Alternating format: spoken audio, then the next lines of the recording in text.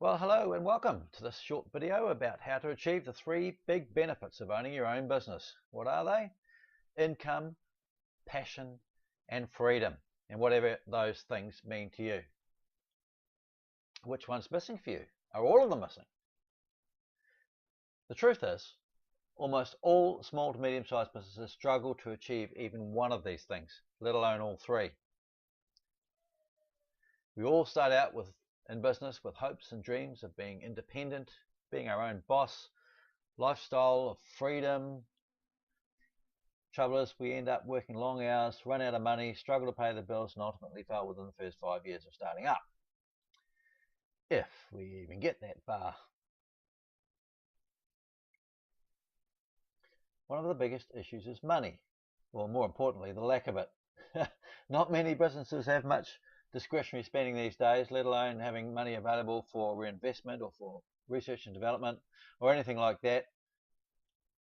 Paperwork is the pet hate of small businesses. We often stay up late at night doing invoicing or charging out jobs or preparing jobs, doing quotes and stuff like that. All the stuff that is not on the job making money. It all seems to be a waste of time. It's unproductive time. It's dead time. We tend to want to be out actually doing the work. And of course, without having the paperwork in order and done, then you don't have a business. Staff and wages are a nightmare without good systems in place. Of course, you've got to know the Holidays Act. You've got to know all about leave, annual leave, bereavement leave, alternate holidays, public holidays and things like that, when an employee should be paid time and a half, when they should be paid double time, whether they should have a day off and lieu, whether they should not work at all that sort of thing. It's terribly confusing if you don't understand it or have a good system to deal with it for you. And of course, business will be so much easier without customers. What a pain they are. Acquiring them, retaining them, and increasing them is the lifeblood of any business, obviously, but managing the processes can be really difficult without a plan. Many small businesses can't manage their own accounts. They find it really difficult. When they do, they struggle. It's a pain in the bum. You often lie awake at night worrying, that burning pain in your esophagus, that heartburn pain, worrying how to pay the bills, how to pay the mortgage or the next lease payment on your premises or on your vehicle, or whether the kids need school fees or uniforms or braces on their teeth, things like that. You know, your eyes are wide open at night. You just worry and worry and worry. You get really angry at having to work such long hours, angry at having no breaks, no holidays, frustrated at customers, employees and suppliers, the bloody computer when it won't work, it won't do what you want it to do, or it won't print, you run out of ink, you run out of paper, your computer crashes, your hard drive's not big enough. It's just a nightmare. Whole heap of things to worry about there. And of course, these days, everything is online. Can you cope with that? Do you deal with it well? Mobile in particular, can you run your business from your phone? All these little things have to be taken into account. Why? Well, if you just can't keep up, really, it just all becomes too much. The most secret desire of a lot of struggling business owners is to find a buyer stupid enough to buy it and sell the damn thing, so that you can finally enjoy the good life with the process.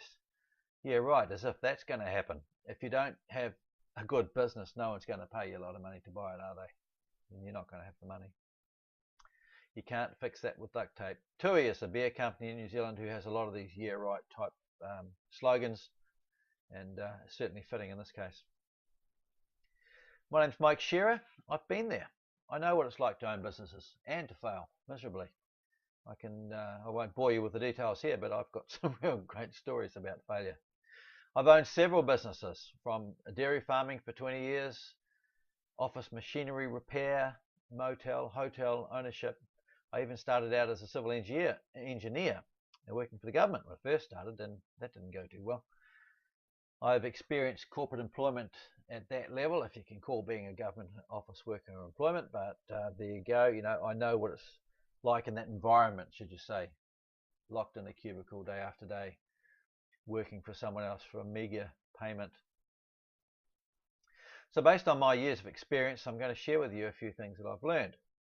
things about sales and marketing, productivity and finances. These three broad categories pretty much cover what you need to know to be successful in business. Obviously, there's a lot of other stuff that comes under these headings, but those are the three broad headings. How to use technology, how to leverage your business by using this technology, how to achieve those three big results of income, passion and freedom that you're looking for. In New Zealand and Australia, there are 2.4 million businesses, 84% of which are small to medium. That's like, I think it's up to 5 employees. Only a third of them, 800,000 businesses, employ staff. The rest, the other 1.6 million, are the small solo operators like you and me. Oh, obviously, of course, every good business person has a partner behind them to do all the donkey work, a wife or a husband or a partner of some sort to do the paperwork, the invoices, the phone calls, the quotes, answering the phone, dealing with the family, keeping the wheels on the thing while you're out doing the work. However, with all that, 81% of businesses fail within 5 years of starting up.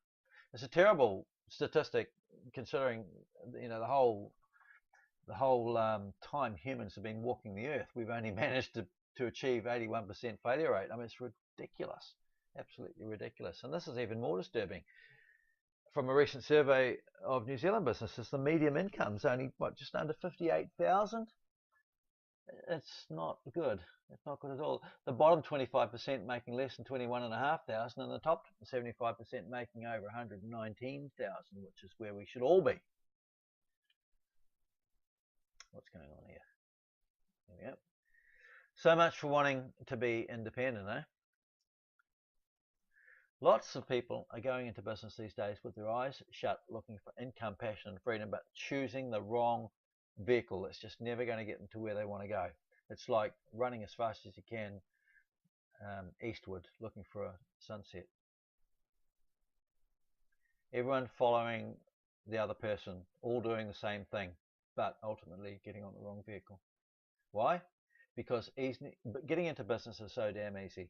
In this country and New Zealand and Australia, it's really easy. You don't need any qualifications. All you need is to be good at what you do, have a little bit of nous, have a GST number or an ABN number, be registered as a business if that's what you want to do, and have a bank account, and away you go. It's not hard at all. China, for example, you've got to have $250,000 in the bank before you can even consider starting a business. The big businesses are helped out by these guys, the 4 big accounting firms, Deloitte, KPMG, Ernst & Young, PwC. But obviously they only deal with the corporate sector and a small section of that as well. The little guys get missed out because, frankly, the little guys in business are just too messy to deal with. No one really wants to help. Of course, you can go to your accountant and get some help, but then, if you're not going to help yourself, they're not going to be prepared to help you. Anyone in a suit regards small businesses like this as being messy, disorganized, arrogant, can't see the wood for the trees, won't take advice, don't listen, so they're not interested. Also, if you see a guy with a suit, if you're in a sort of business, a small business, you see a guy in a suit come to tell you what to do and give you advice, he probably only looks about 12 years old. Yes, got a university degree, but no experience. And of course you regard them with suspicion, they regard you with contempt, and the whole thing just doesn't work. The major problems with business, of course, have been around since business itself.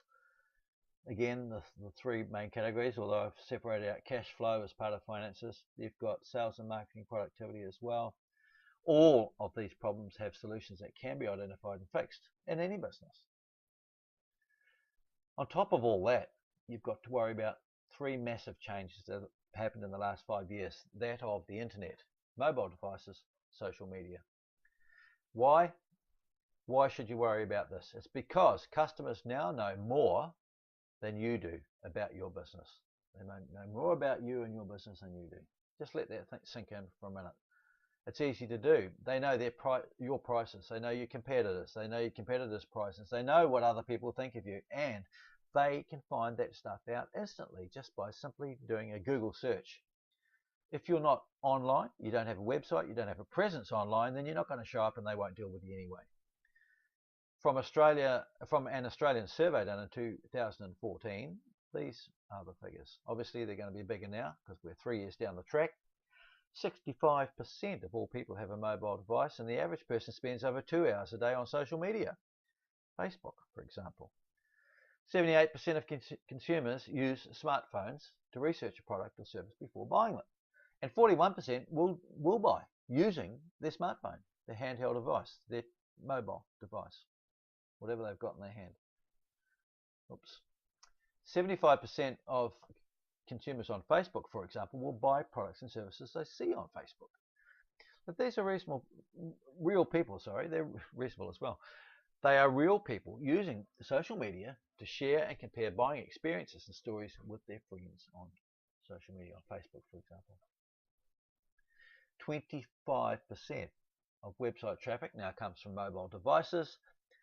So how are businesses reacting to this news? Well, frankly, not well. Poor old Einstein probably wouldn't be able to cope because he would view the latest generation of being a bunch of idiots, and that's a matter of opinion, I suppose. But be it as it may, that is progress.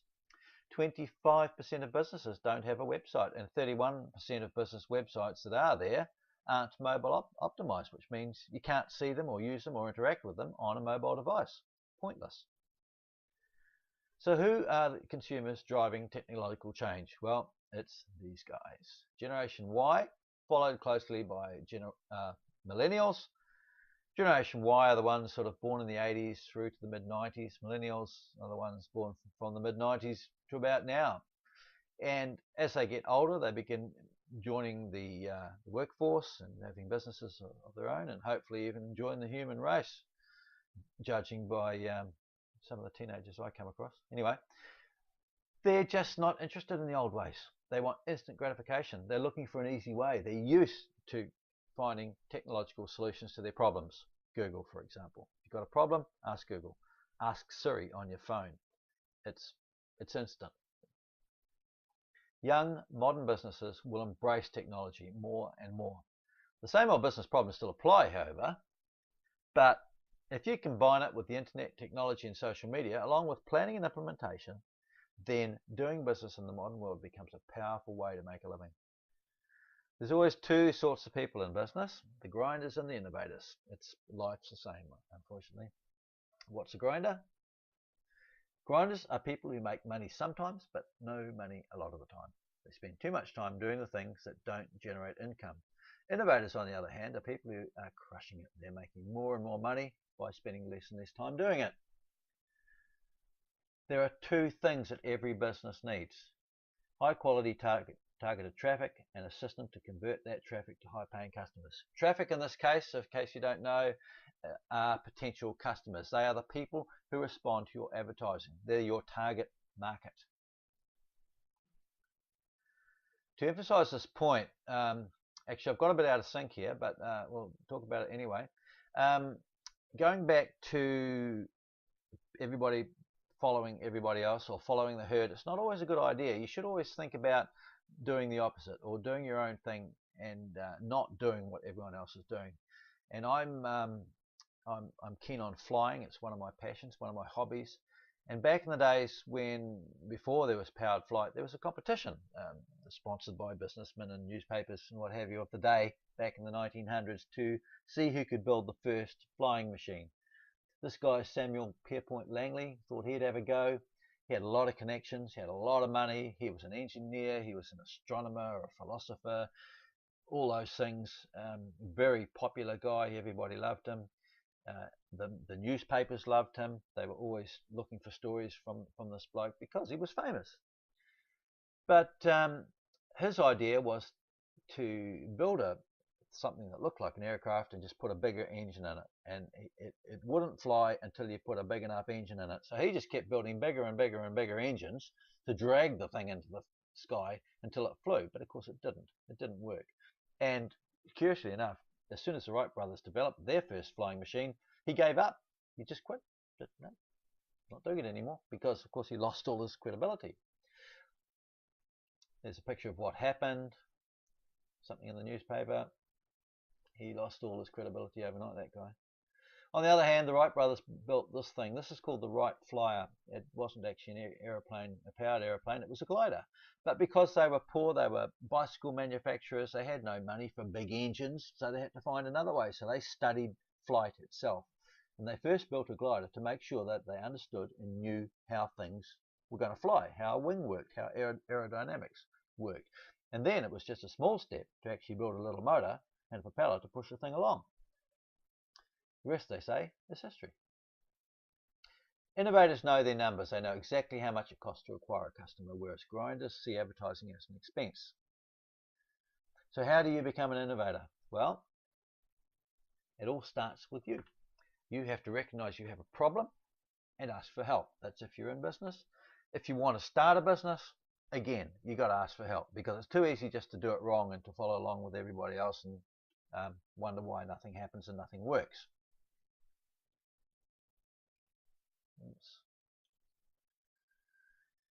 Every business needs these 4 things. You need a message. You need to be able to communicate with people and tell them what you do. You need to have a market, someone to tell your story to, people who are interested in what you do, a media which is your advertising and your marketing, and a system to tie it all together. Targeting the right people with the right message at the right time that strikes a nerve to provoke a response. That is what you're trying to do. That's why you need those 4 things, and when you get them all working in harmony, your business will flourish. You could do all the work yourself, but you don't know what you don't know. So how do you fix a problem you're not even sure you have? Well, you've got to ask someone else. It's a much easier way to go about it, and that's what I do. That's my business, and that's what I'm here for. I like to work with people who own their own businesses but struggle to make it work. In other words, improve it for them. People who have been successful in the past but are now finding it increasingly difficult to compete in the modern world. People who know that they need help. People willing to commit. People with a good business already, or a good business idea, but they just need an extra little bit of help to make it really fly. I don't like working with people who can't make the leap from being an employee to an entrepreneur, and trust me, it's a big one. It's a whole shift in paradigm. You know, you've got to shift the entire way that you think about things, about business and about products and about solutions and things like that. People who make excuses and complain, don't like them. Don't like people who are not prepared to take action. Don't like people who are not serious. So here is the proposition. I help business owners improve their profitability and efficiency by offering business coaching, consulting, and business services. What that means is I can help by giving coaching and consulting, but I can also do it for you if you want me to. If you're just totally out of your depth and you want someone to do the stuff for you, I can. My job is improving poorly performing business models, if that's not possible, to look for a new business model to start. In other words, taking a business from its current situation to its desired situation of a high-performing business that is less hands-on, or an alternate high-performing business model, if that can't be done. Examining the costs of a business, by examining the costs of a business staying in its current situation, you find these things: stress, lack of money, staff issues, dealing with crises all the time. That's putting out fires, chasing rabbits down rabbit holes, poor relationships, arguing, fighting. You're not getting the work done, and even if you are getting the work done, you're not producing the income because you're not following a system. The better way to do it is to help a business reach the desired situation, which can be defined as being financially free, having discretionary spending, funds available for reinvestment, holidays, less stress, being happy, good relationships, and just generally having fun with a business and a business model that works for you rather than works against you all the time. So I only work with people who are a good fit with me in my experience. Obviously, I can't work with everybody. You're going to get situations where coaches and clients don't mix or don't get on. So that isn't going to work. I really only want to work with people that I know I can get good results for. And Yeah, and that's it. And I think you should be able to finally discover how life should be with your own business. A life of income, plenty of income, enough money to spend on whatever you want with enough left over for investment. A passion, greet every day with excitement and passion, knowing that you're doing what you love. You're knowing what you were always meant to do and that you're helping other people, you're providing solutions to other people with problems, and you absolutely love it. And you've got the freedom to do what you want, the freedom of choice, the freedom to do it when you want with whoever you want. So that's it. If you would like help doing that, and believe me, it is possible, I do it all the time. The first step is to make an application. So click on the green button below that you'll see below this video. I look forward to seeing you. Thank you very much for watching the video. I really appreciate it. Even if you go no further, at least you've got some ideas to ponder and to think about.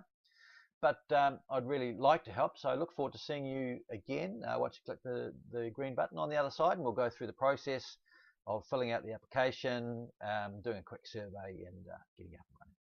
Thanks a lot, and I'll see you later.